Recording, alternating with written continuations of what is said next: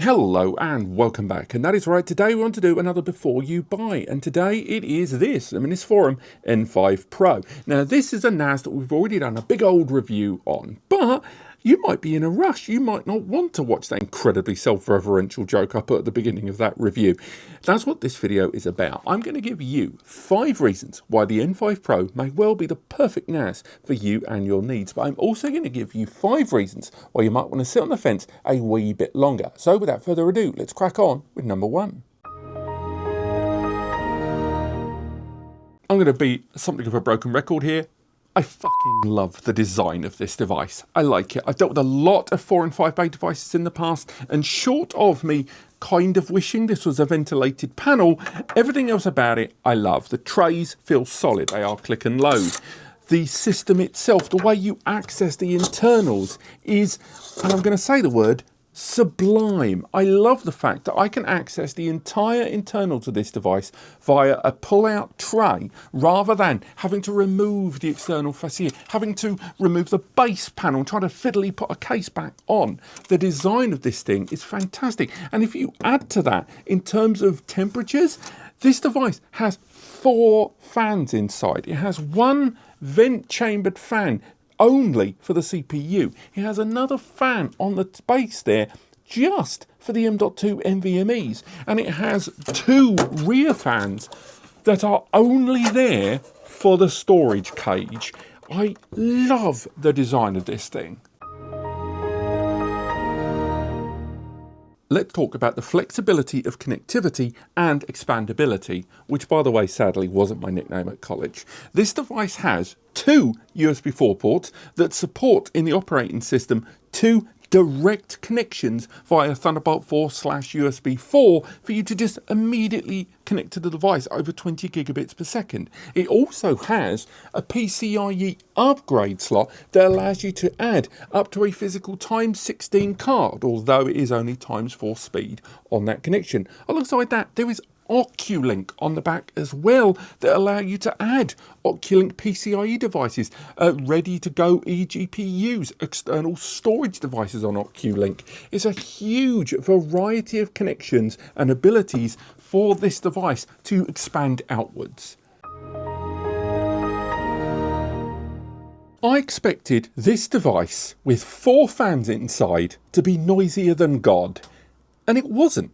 I had this populated with 24 TB drives, and let's be realistic, it's a metal chassis. There's going to be some ambient vibration, but because of the modular design internally, not only was noise not actually that bad at 34 dB when the fans were low at the front, but on top of that, the temperatures weren't too shabby either. Depending on the 1 hour and 24-hour readings that I did in my review, it only sat around 40 to around 54 to 56 degrees. And again, because of the metal chassis dissipating a lot of that heat, it just left me really impressed. Now, if you use larger drives, if you're really putting the system under heavy load on the CPU and you know, all 4 fans are guns blazing, then perhaps that noise is going to be higher.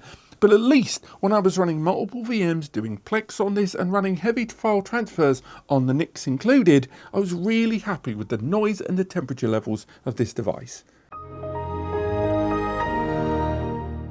This is something of a mixed blessing, and I know there are some of you that want serious power under the bonnet, and I'll say right now, for its scale, as a desktop NAS, this is one of the most powerful CPUs I've ever seen used in a NAS, outside of higher end file processing Xeons. This one manages to be an integrated graphics chip, but really is just holding nothing back. It is a 12-core, 24-thread AMD Ryzen 9 processor that can be burst up to 5.1 gigahertz. It has 50 tera operations per second. It supports, at least in this configuration, up to 96 gigabytes of ECC memory. And it's a 5-bay desktop NAS. That's so OP, it's unreal. And further to my last point, one of the things I think a lot of users didn't realise until really close to launch, the N5 Pro isn't the end of the road, and there is an N5 Standard Edition. Now, not only is that Standard Edition using a CPU that isn't as power hungry as that Ryzen I just mentioned, because not everyone wants that kind of beef. It effectively halves the price of the N5 versus the N5 Pro, while still maintaining all of the same connections, the same network connections, the same USB connection, PCIe. It really only brings differences in the CPU's capabilities, one of which very important that we'll touch on later on. But the fact that the N5 Pro is here and they still rolled out the N5 Standard Edition gives you an element of flexibility about which one of these to go for if you like the sound of all of the things I've talked about that is good about this device in terms of its physical design, but that CPU that is going to be good for some. If it's not good for you and you think it's overpowered, there is another option on the table. But nothing's perfect and not everything is for everyone. Let's talk about the 5 reasons why you might want to stay on the fence about the N5 Pro. This next point is going to feel mean, given that this device you can use with TrueNAS, Open Media Vault, Unraid, Zimmer OS, whatever one you want to use. My point is, the operating system this arrives with doesn't feel finished. It doesn't feel fully localized, and although it's not actually built on FNOS, I was wrong about that, and I've added a correction to the previous video. It's Sunyan OS, and I'm sure I've mispronounced that all to hell. It just doesn't feel quite there yet. And although they, necessarily are selling this as hardware, I think the fact that this is listed online with a lot of references to that software, some users may be buying this as a turnkey NAS solution. And in doing so, the software, although a lot of the features work, and they really do, it's still not a complete OS yet for me compared to some of the other options in the market. Also, we've got to talk about 2230 SSDs. This is a 64 gig eMMC module that the system arrives with that operating system on board. Now, some NAS devices have arrived recently with a 64 gig eMMC module on board, but they don't occupy one of the M.2 slots inside. They stick it on an adjacent area of the system, presumably on a ×1 lane connected area. This, on the other hand, expects me to lose one of my 3 M.2s for this 2230 length SSD here. And that's disappointing to me because I like the storage capabilities of this. It's not perfect, and we'll get onto another point now in a moment, with 5 hard drive bays and 3 M.2s there, 2 of which, by the way, are 22110 length as well. It's just a real pain in the bum that if I do want to enjoy that software, and I do want to enjoy USB 4 direct connectivity, and I do want to enjoy some of the software benefits the brand has talked about there, I lose out on one of those slots with one of these at 64 gig, which is something of a waste.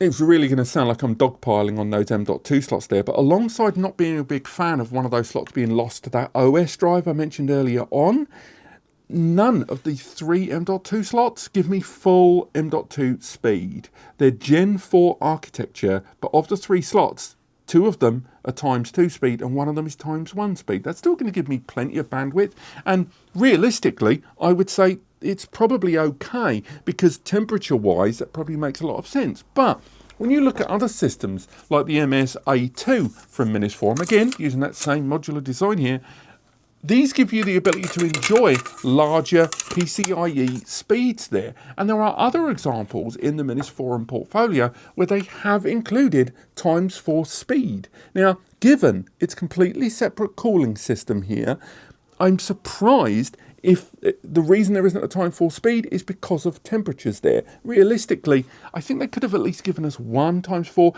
and particularly when you look at the non-pro version, that CPU has 4 more lanes to play with as well.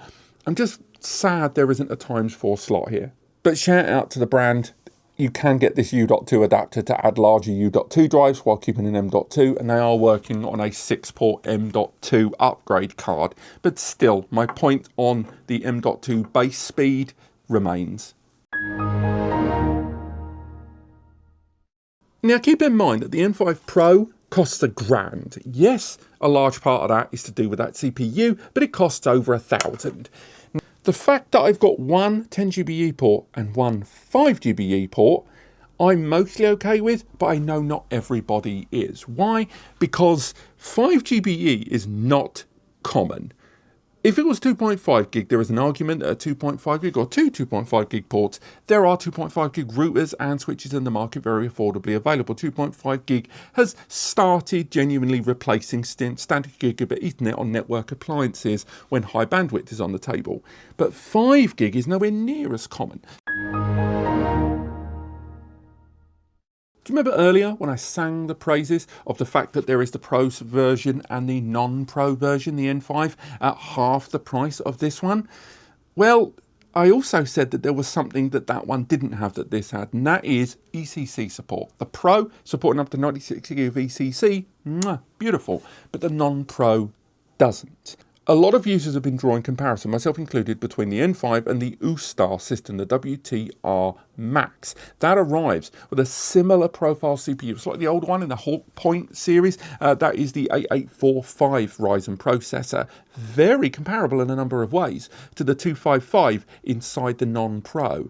But whereas the U-Star supports ECC, the N5 non-Pro doesn't, and that is a real shame. Now, I'm sure they went for that processor for lane and compatibility reasons so they could maintain the rest of the hardware architecture. That's a guess, but I'm pretty confident that's probably the reason. But nonetheless, the people that are going for the Pro series thinking it's really similar, going for the non-Pro series thinking it's really similar to that of the Pro series, need to know that you are missing out on what is a real deal breaker for some buyers.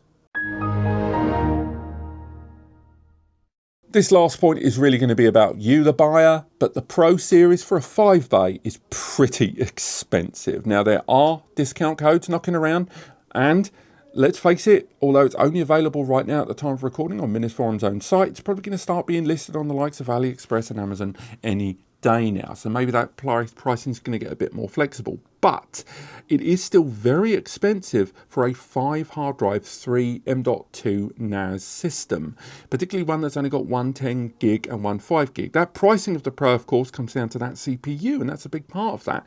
Also, the launch, we got to touch on that because it was in the comments of the previous video and it was happening at the same time as the review going live. The launch of the Pro series was quite a mess with RRP this, discount code that, early deposit schemes and stuff.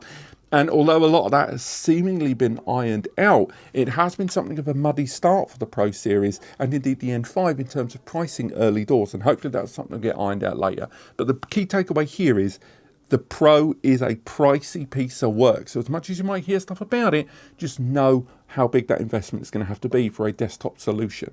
And there you go, that is our before you buy on the Minisforum N5 Pro and indeed the N5. As said, there is a full review where we're going to look more analytical detail about some of the elements of this, and we have been touching on more stuff in the meantime during our comparisons and articles on this. Stuff like there is SATA pass-through to Proxmox on there. We've done further testing with Plex Multimedia there and more, and those videos will hopefully come very, very soon. But if you want to learn more, they'll be linked in the description and no doubt YouTube recommended them on the site. And apart from that, thank you so much for watching. There's links in the description if you want to get hold of one of these for yourself. And if you want to support the channel, what we do, use those links and we will get a small commission on any sales that you make. But of course, only do that if the video has helped you. But apart from that, thank you so much for watching and I'll see you next time.